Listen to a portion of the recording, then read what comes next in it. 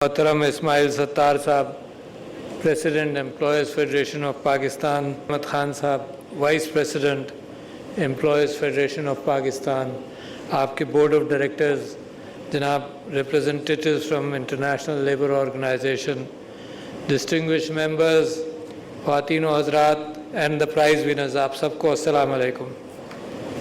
मुझे खुशी इस बात की है कि माशाअल्लाह आपका इदारा 70 साल पुराना और ख़ास तौर पर ये अवार्ड्स के हवाले से 16 साल से आप ये अवार्ड्स दे रहे हैं। इसका ज़ाहिर है आप वाकिफ़ हैं कि इसका एक इफ़ेक्ट होता है डाउन स्ट्रीम कि सब इदारों के अंदर इस बात की कोशिश होने लगती है कि एम्प्लॉयज़ सेफ्टी को मद्देनज़र रखा जाए, उनकी सेहत को मद्देनज़र रखा जाए और उनकी वेलबींग। और आपने सही फरमाया कि वेलबींग का अंसर पिछले चंद सालों में ज़्यादा आ गया। दरअसल दुनिया के अंदर अब इस बात की तवज्जो आ रही है कि कंपनीज़ की ज़िम्मेदारियां क्या हैं। एक ज़माना था जब कंपनीज़ की ज़िम्मेदारी सिर्फ मुनाफा था और वो स्टॉक होल्डर्स को जवाब देती, जिनकी और अपने मालिकों के एतबार से चलती थी कि जो सिर्फ मुनाफा, आगे जो कुछ हो उसकी ज़िम्मेदारी उन पर नहीं थी। मगर अब दुनिया के अंदर सिर्फ ग्रीन के एतबार से नहीं बल्कि बहुत चीज़ों के एतबार से वो ज़िम्मेदारी बढ़ गई। तो पहली ज़िम्मेदारी स्टॉक होल्डर्स की थी, दूसरी ज़िम्मेदारी मंतिकी एतबार से एम्प्लॉयज़ की बन गई। एम्प्लॉयज़ की खुशहाली, एम्प्लॉयज़ को रिस्क से बचाना, एम्प्लॉयज़ को, मिसाल के तौर पर आग के वाक़यात, बहुत सारे वाक़यात हैं। एस्बेस्टॉस इंडस्ट्री में तारीख़ी एतबार से लंग डिजीज़ थी, कोल इंडस्ट्री के अंदर लंग डिजीज़ थी, बहुत सारी चीज़ें ऐसी थी जो इंडस्ट्री से वाबस्ता थी। आप शायद नमक का कारोबार करते हैं, तो जो लोग नुनारी होते थे और हैं, जो पानी में चलते हैं, उनके पैरों के अंदर जो उसके नमक से नुकसानात होते हैं, वो भी अब आपकी ज़िम्मेदारी है कि एम्प्लॉयज़ को देखें। अच्छा, एम्प्लॉयज़ के साथ साथ एम्प्लॉयज़ की खुशहाली, एम्प्लॉयज़ के साथ साथ एम्प्लॉयज़ के ख़ानदान की सेहत की ज़िम्मेदारी, और इसी तरह से उनके तवज्जो इस बात पर कि उनकी तालीम क्या, तो अपने आप को आदमी स्प्रेड कर सकता है, गाइड कर सकता है। These are small inputs in industry के अंदर। अब न्यूयॉर्क के अंदर एक ज़माने में एक रिसर्च हुई कि अगर रोशनी बेहतर हो गारमेंट इंडस्ट्री के अंदर तो प्रोडक्टिविटी बढ़ जाती है। अगर एटीट्यूड्स में फ़र्क हो तो प्रोडक्टिविटी बढ़ जाती है। तो ये सब टेक्निक्स आपको बताई गई होंगी। मैं तो एज अ ले पर्सन आपके सामने अपनी याद दहानी के लिए आपके सामने कुछ बातें रख रहा हूँ। फिर इसके साथ साथ अब एक और ज़िम्मेदारी है कि माशरे के साथ भी अब आपकी ज़िम्मेदारी है। यानी माशरे के साथ मैं बाद में आऊँगा कि एनवायरनमेंट नहीं, माशरे के साथ वैसे भी कि आपका माशरे के साथ क्या ताल्लुक़ है, आपका कम्युनिटी के साथ क्या ताल्लुक़ है, जिस माहौल में आप हैं उस सोसाइटी से आपका क्या ताल्लुक़ है। मुख्तलिफ़ जगहों पर आपने ये चीज़ एक डिमांड के तौर पर देखी होगी कि भाई लोकल्स को एम्प्लॉय किया जाए। बलूचिस्तान आप जाएं, कहीं जाएं, वहाँ इंसिस्टेंस ज़ाहिर है यही होती है कि भाई यहाँ की इंडस्ट्री, तुम यहाँ से अगर ज़मीन में से कुछ निकाल रहे हो तो यहाँ लोकल्स का हक़ है। तो वो भी अब ज़िम्मेदारी आपकी कि उसको अपने आप को उस स्टैंडर्ड तक लाएं कि आप लोकल्स को रख सकें। फिर दुनिया के ऊपर आपका फुटप्रिंट कितना है मौजूदा, उसके अंदर एनवायरनमेंट भी आती है। और बहुत अहम चीज़ है आजकल दुनिया के अंदर कि फुटप्रिंट आपका नुकसानदेह है, आप कार्बन इवन है, कार्बन ग्रीन है, कार्बन न्यूट्रल है, कार्बन के एतबार से आपकी क्या कैफियत है। कराची के अंदर ही बहुत सारी इंडस्ट्रीज़ हैं जो पोल्यूशन की ज़िम्मेदार हैं हर अंदाज से, स्मोक पोल्यूशन और उसके साथ साथ वाटर पोल्यूशन ज़मीन के अंदर डाल रहे हैं या नालों के अंदर डाल रहे हैं। और उससे केमिकल्स इंडस्ट्री, जो इस सिलसिले में इंडस्ट्री थी जो बहुत नुकसानदेह थी, वो टैनरिंग इंडस्ट्री थी, वो तो कुछ हद तक उन्होंने अपने आप को काबू किया होगा। तो आपकी ज़िम्मेदारी है कि दुनिया पर आपका फुटप्रिंट कितना है। ये बड़ी बड़ी इंडस्ट्री से लेकर छोटी छोटी इंडस्ट्री को इस पर गौर करना चाहिए। उसके साथ साथ फिर आज का फुटप्रिंट और फिर कल का फुटप्रिंट, कल क्या होगा आपकी वजह से। اور آپ کی پروڈکٹس کیا کر رہی ہیں. مثال کے طور پر یہاں اگر چاکلیٹ بنانے والا ہوتا تو میں تو ڈینٹسٹری میں کوشش یہی کرتا تھا، سب کو کہتا تھا کہ یہ مٹھائی مت کھاؤ یہ دانت خراب کرتی ہے. کوئی ٹوبیکو والا ہوتا تو میں اس سے کہتا کہ یار تم بیماریاں پیدا کر رہے ہو اور سرکار اور ٹیکسز خرچ کر رہے ہیں اس بیماریوں کو ہینڈل کرنے میں.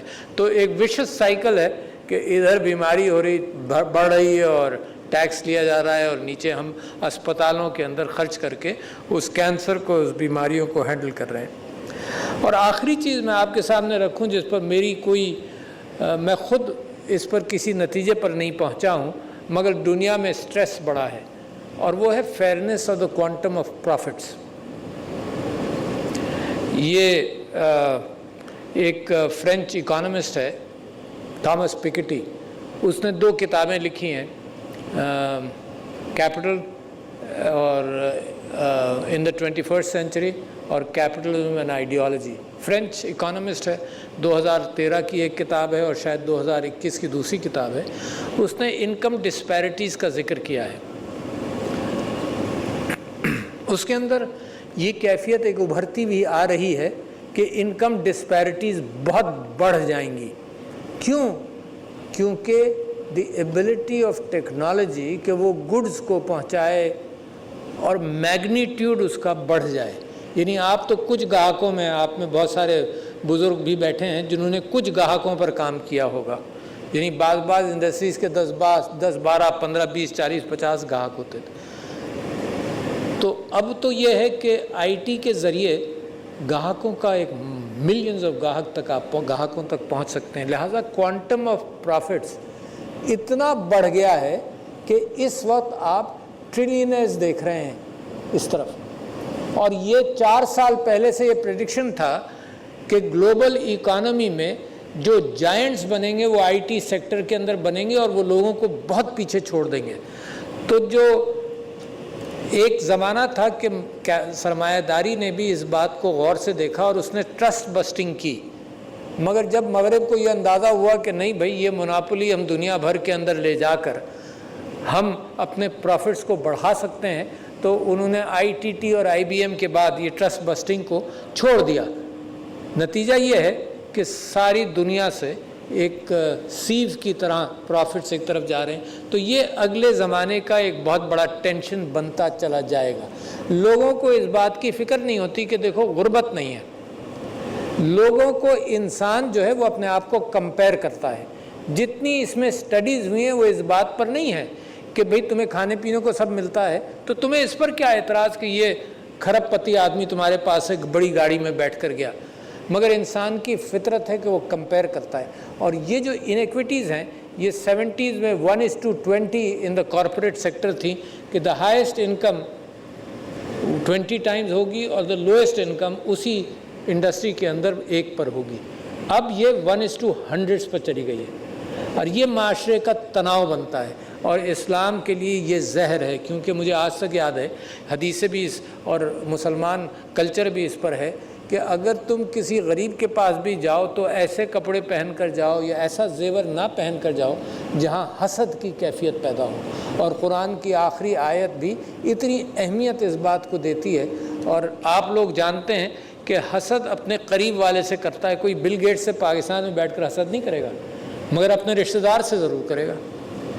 اور جس کے پاس مال و دولت آ جاتی ہے تو ادھر رشتہ دار یہ کہتے ہیں کہ اس حرام کیا ہی ہے، اس نے یہ گڑبڑ کی ہوگی، اس نے یہ چوری کی ہوگی. کیوں؟ وہ آپ ہی کو دوربین سے دیکھتے ہیں. تو خیر اس کو ہینڈل کرنے کے لیے انکساری اور بہت سارے ٹولز ہیں جو آدمی اپنی زندگی کے اندر سمو سکتا ہے. اس کے ساتھ ساتھ ایک اور تناؤ پیدا ہو رہا ہے کہ دنیا دوبارہ پولرائز ہو رہی ہے. آپ نے جو مجھ جیسی عمر کے بزرگ ہیں ان کو یاد ہوگا کہ ایک کھلونا ہوتا تھا جس کو کیلیڈوسکوپ کہتے تھے، اور وہ آنکھ سے لگا کر دیکھا جاتا تھا اور ہر موڑ پر اس کی نئی عکاسی ہوتی تھی. اس کے کرسٹلز مختلف انداز سے ہوتے تھے. اس کو کیلیڈوسکوپ کہتے ہیں. آج کل شاید نہیں ہوتا ہوگا.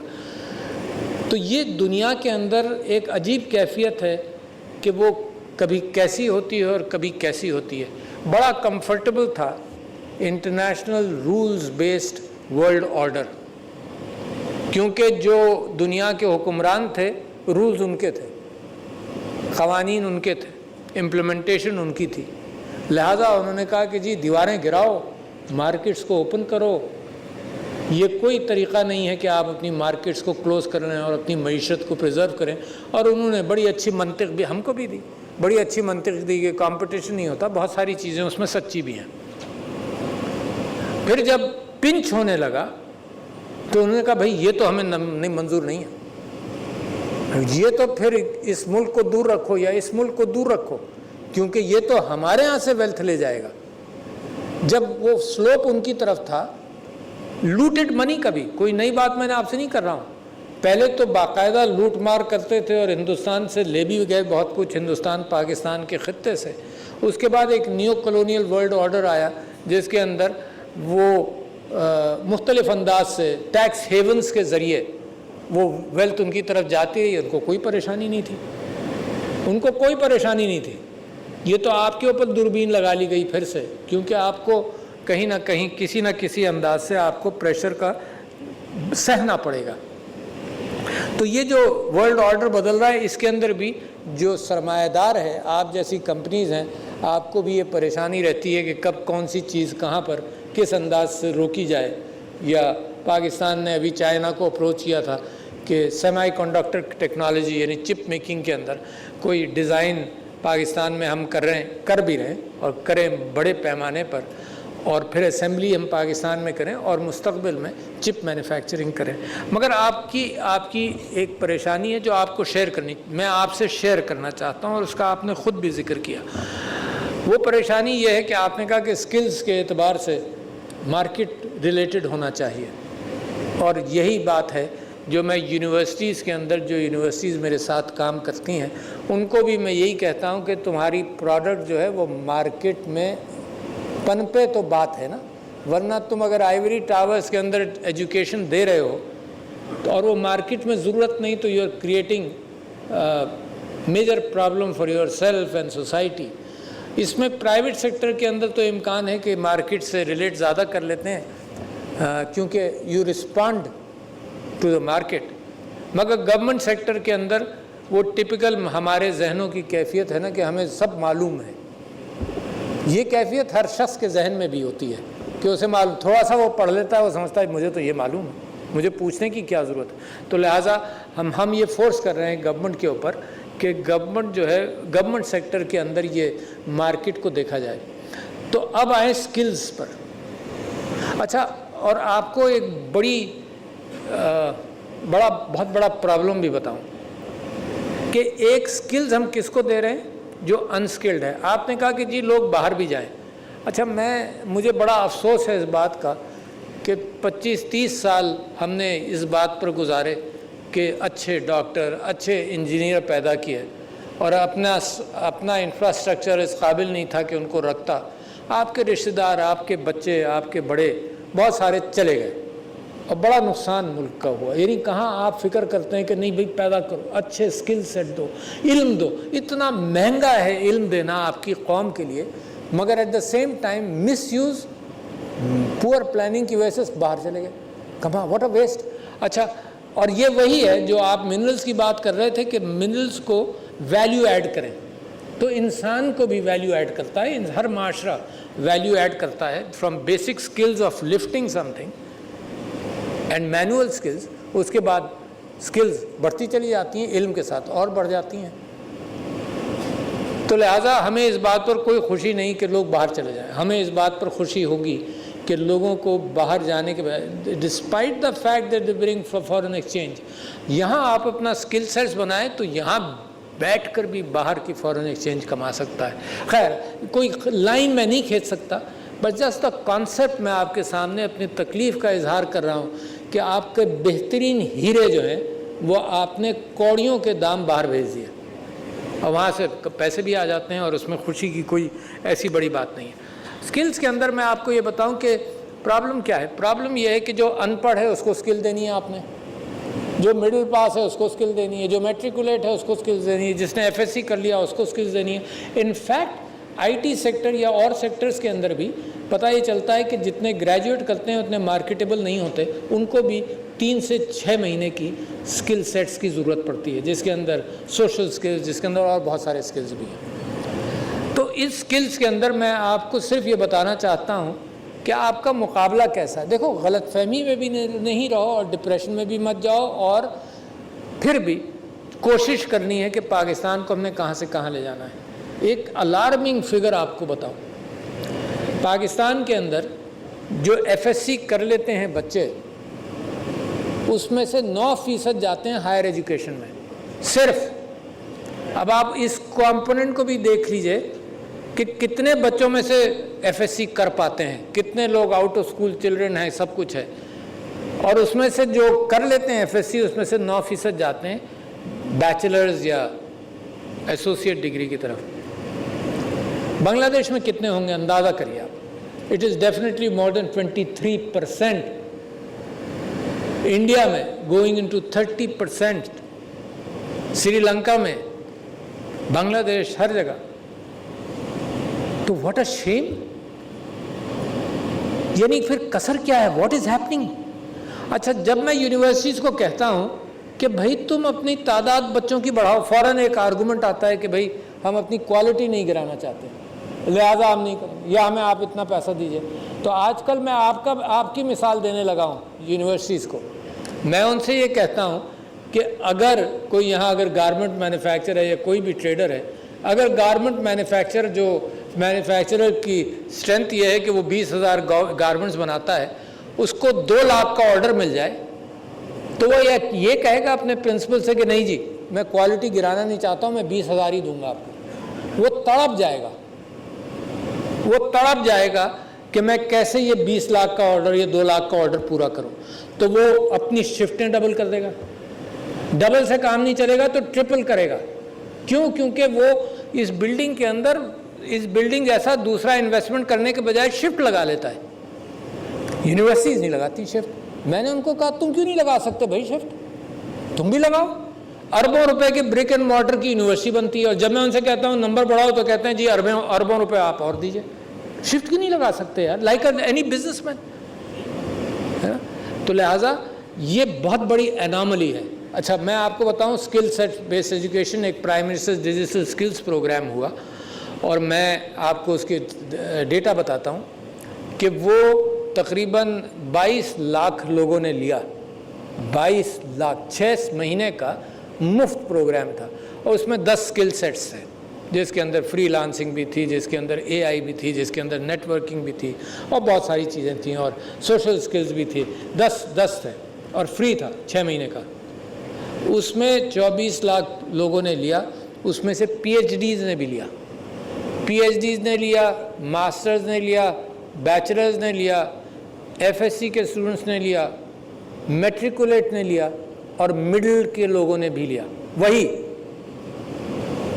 کتنی اچھی خوبصورت بات بتا رہا ہوں آپ کو۔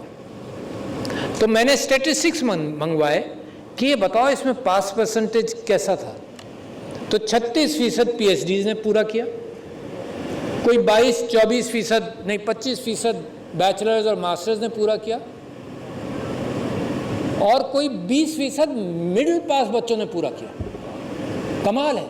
So that means the thirst of knowledge today does not create barriers کہ بھئی اس کو تم پھلانگو تو پھر ہوگے۔ یعنی آپ لوگ جانتے ہیں، اپنے اسکل سیٹس جانتے ہیں، اپنی انڈسٹری میں جانتے ہیں کہ جو آدمی ایفیشینٹ ہوتا ہے، ان پڑھ بھی ہو تو آپ اس کو کہیں نہ کہیں ایلیویٹ کرتے ہیں کہ یار یہ رسپانسبل آدمی ہے۔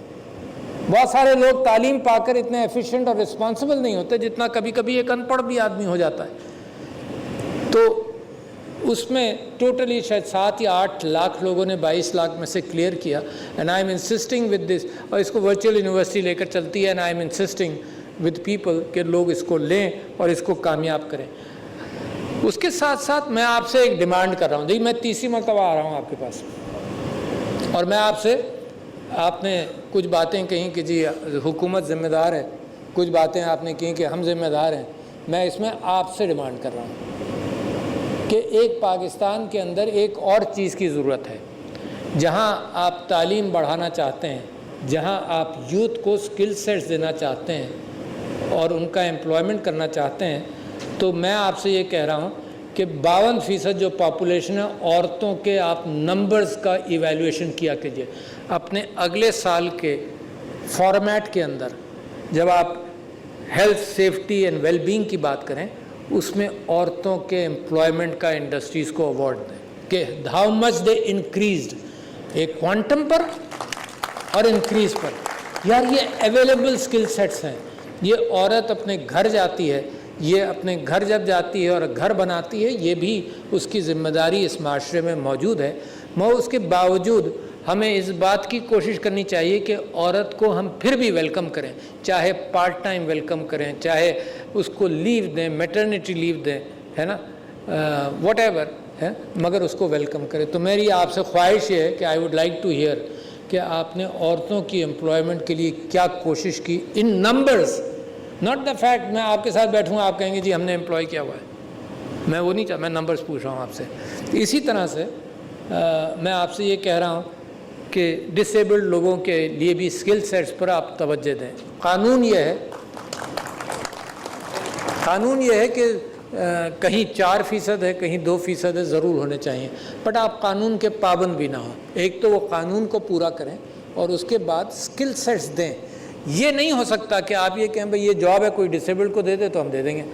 Jobs are particularly created for disabled people.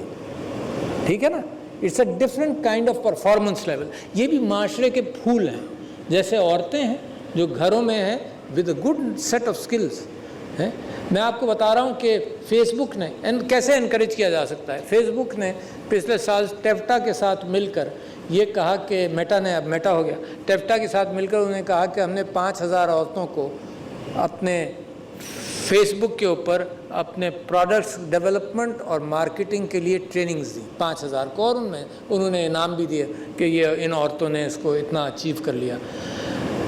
اب میں نے کہا تمہارا معاملہ تو یہ نہیں، میں ان سے پوچھا اگلے سال کیا کرو گے، انہوں نے کہا 10,000 کریں گے. میں کہا نہیں، یہ معاملہ تو آئی ٹی کا duplication at the touch of a button بھی ہے. تو انہوں نے کمٹ یہ کیا ہے کہ 1,00,000 عورتوں کو ٹرین کریں گے، ہے نا. Such things are possible. اچھا امیزون جیسے کھلا از اے ویلیو ایڈیشن، تو لوگ گھر بیٹھ کر بھی پروڈیوس کر مارکیٹ میں ڈال سکتے ہیں. You are the 3rd highest freelancing country in the world.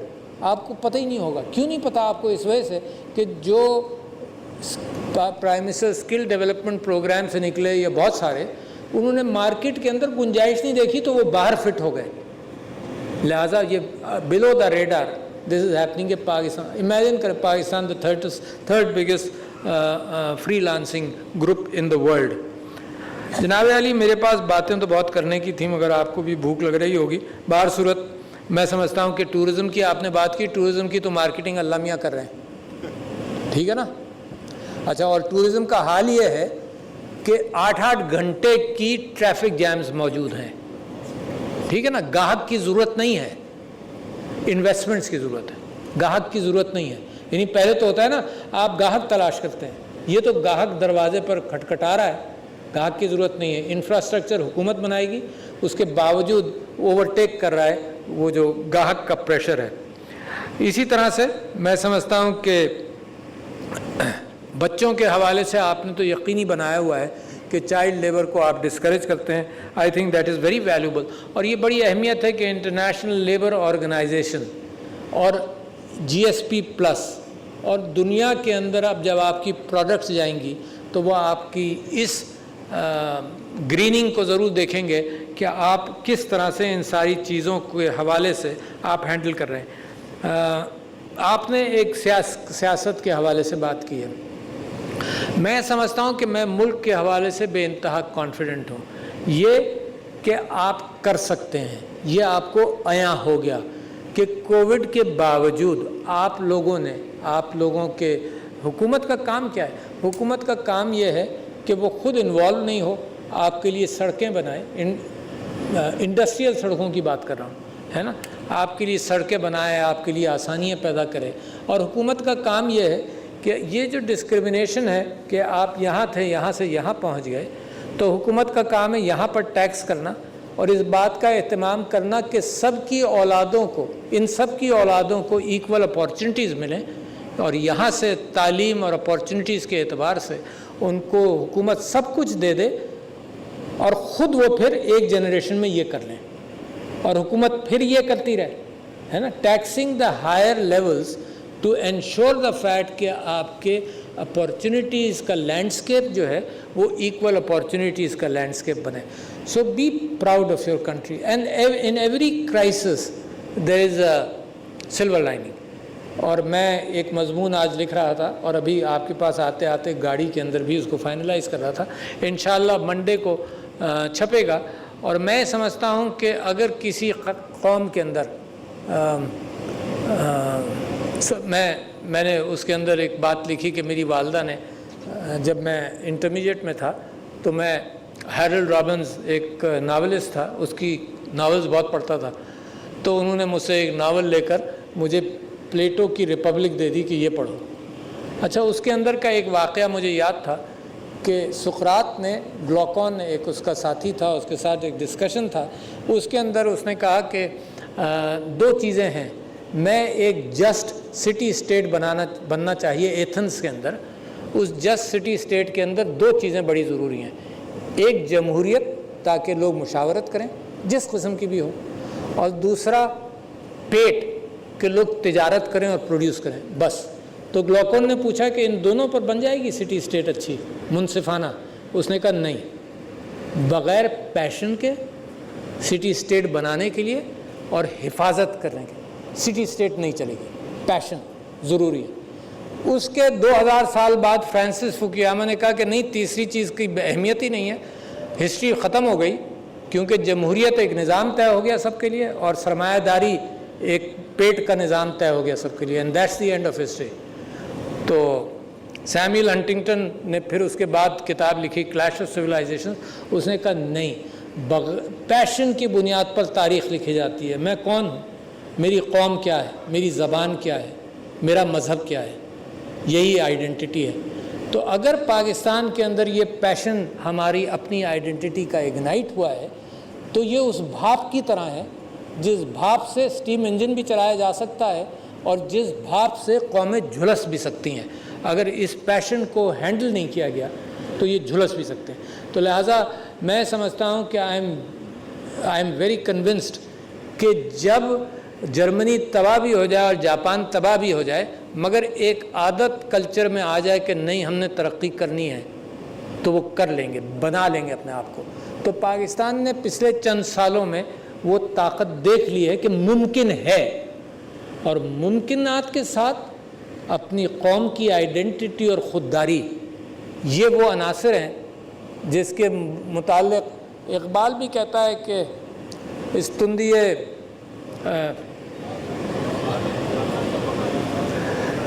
کہ تو چلتی ہے تجھے اونچا اڑانے کے لیے ہے، تندیے ہوائے تند و تیز سے نہ گھبرائے خواب، یہ تو چلتی ہے تجھے اونچا اڑانے کے لیے.